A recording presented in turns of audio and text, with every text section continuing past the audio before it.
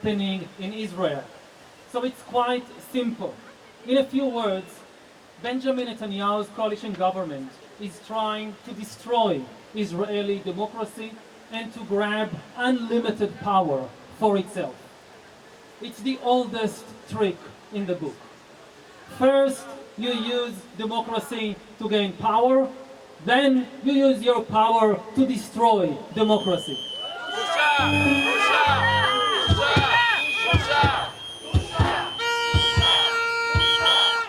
If you still find the situation confusing, there is really just one key question you should ask.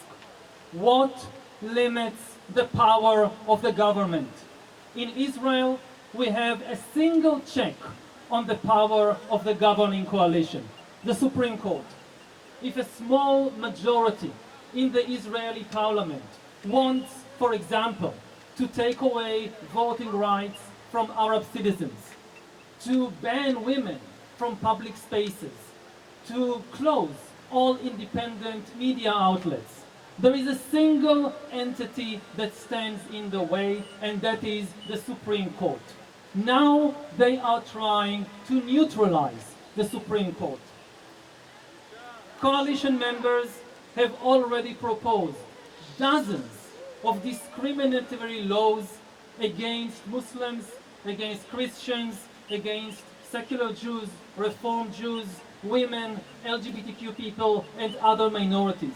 They are only waiting to neutralize the Supreme Court, and then they will unleash this anti-democratic flood.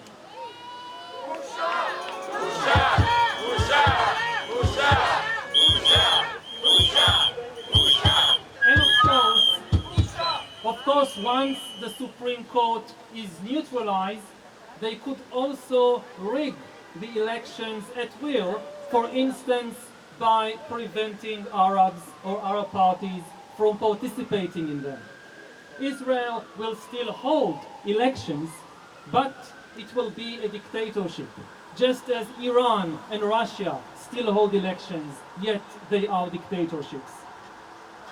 But בית משפט עליון, חופש, שוויון, בית משפט עליון, חופש, שוויון, בית משפט עליון, חופש, But the Netanyahu government wants to do something far more radical than just to destroy Israeli democracy. They want to invent a new Judaism. For 2,000 years, Jews were the champions of minority rights. In countries where Jews were just 1% of the population, they stood up for the right to be different from the majority, to think differently, to behave differently. Now the Netanyahu government abandons this Jewish tradition of tolerance and compassion and invents a new Judaism committed to the racist ideology of Jewish supremacy.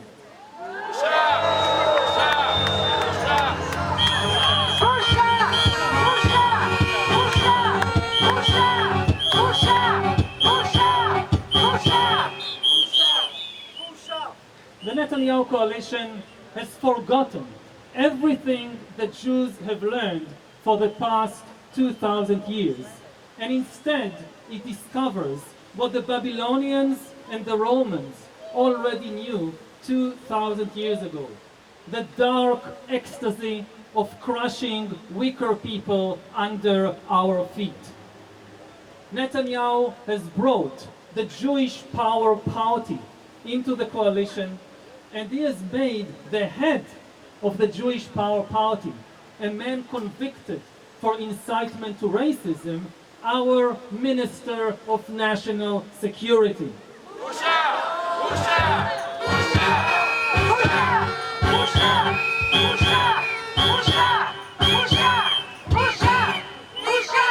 Backed by the ideology of Jewish supremacy, the Netanyahu coalition is replacing the vision of the two-state solution for the Israeli-Palestinian conflict with a new depraved vision, the four-class solution. according to the four-class solution, there will be only one state between the Jordan River and the Mediterranean, with four classes of people in it. First-class Jews, who will have full rights. Second-class Jews, like Jewish women, who will have fewer rights. Below them, a third class of Arabs with Israeli citizenship and some rights. And at the bottom, a fourth class of Arabs with no citizenship and no rights.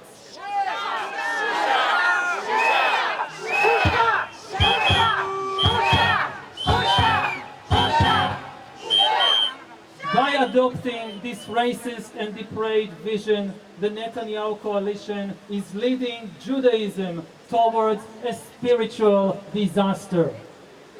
Every Jewish community, from London to Sydney, will have to decide whether it remains loyal to the traditional Jewish values of love your neighbor as yourself, or whether it falls in line with this new racist ideology of Jewish supremacy.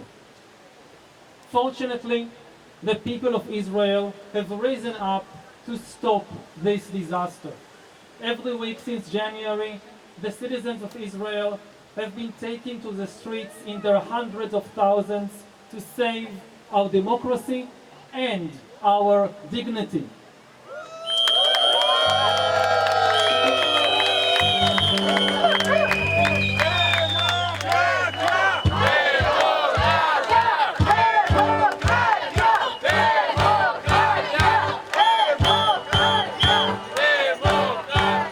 I came here to London to ask for the help of all those Jews and non-Jews who care about Israel, about the Jewish people, and about democracy.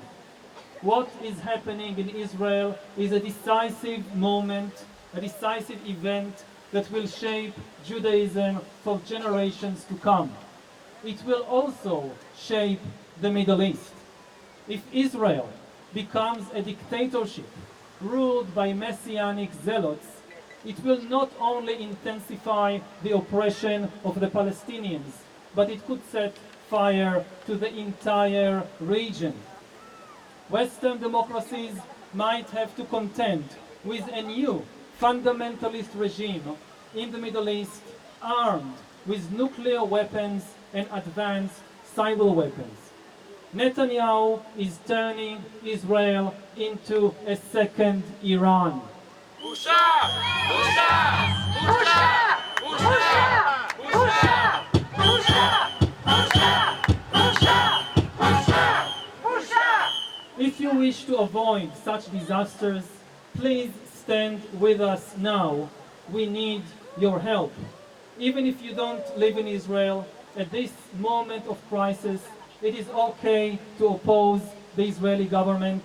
It is okay to fight by our side for Israeli democracy. It is okay to speak up in support of the protest movement. That's what it means to love Israel these days.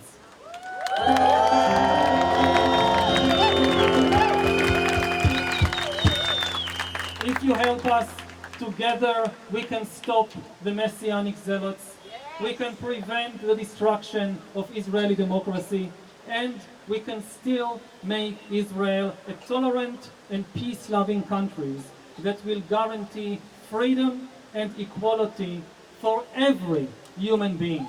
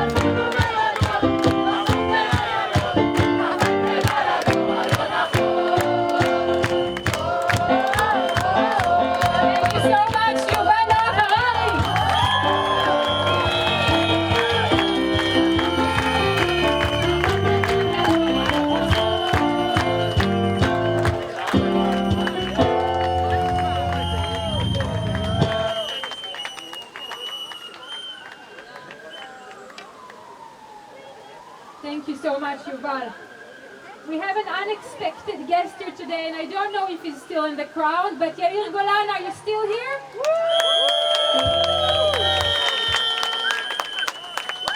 We are honored to have with us, unexpectedly, so sorry for the next speakers. We are an unexpected speaker, Yair Golan.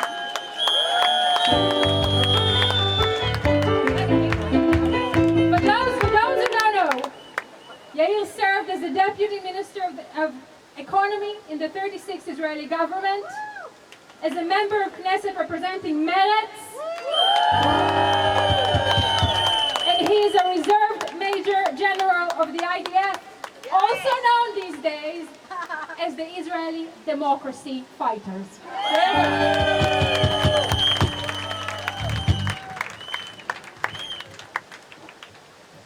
Well, I love you. It's unbelievable, really unbelievable to be here in London and to see all of you fighting for the sake of Israel, for the future of Israel. It's truly moving. Thank you. It's truly moving. And I thank you. Thank you from the bottom of my heart for being with us. And we shall unify the lines. We should come together against this terrible government, and we should save Israel, and we can do it.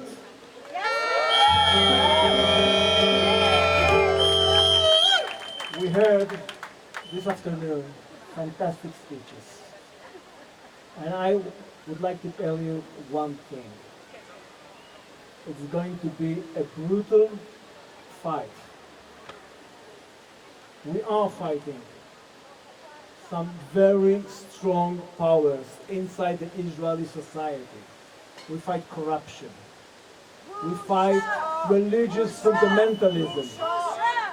Yes, it's a shame, it's a shame. It is busha.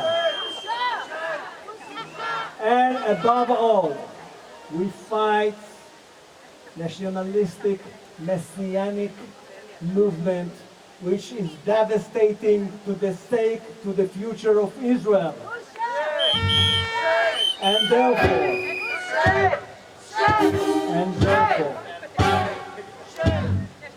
while fighting such a strong power, we need to do everything, I mean everything, to send this government back home.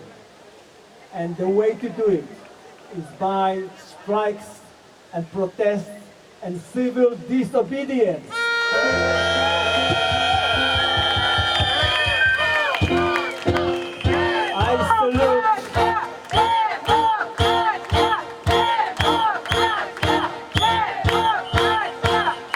I would like to salute my fellows in the IDF who refuse to serve, because they refuse to serve this government which is so disastrous to the future of Israel. They are the true fighters for the Israeli democracy, and we should support them every day, every moment. And we should do much, much more, because protests should be every day, all day.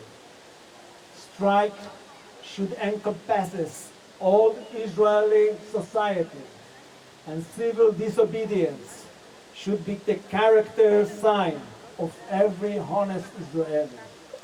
This is the way to win this battle for the soul of Israel, for the soul of the Jewish people. Thank you very much. Never give up. Never give up. Never give up. Thank you very much.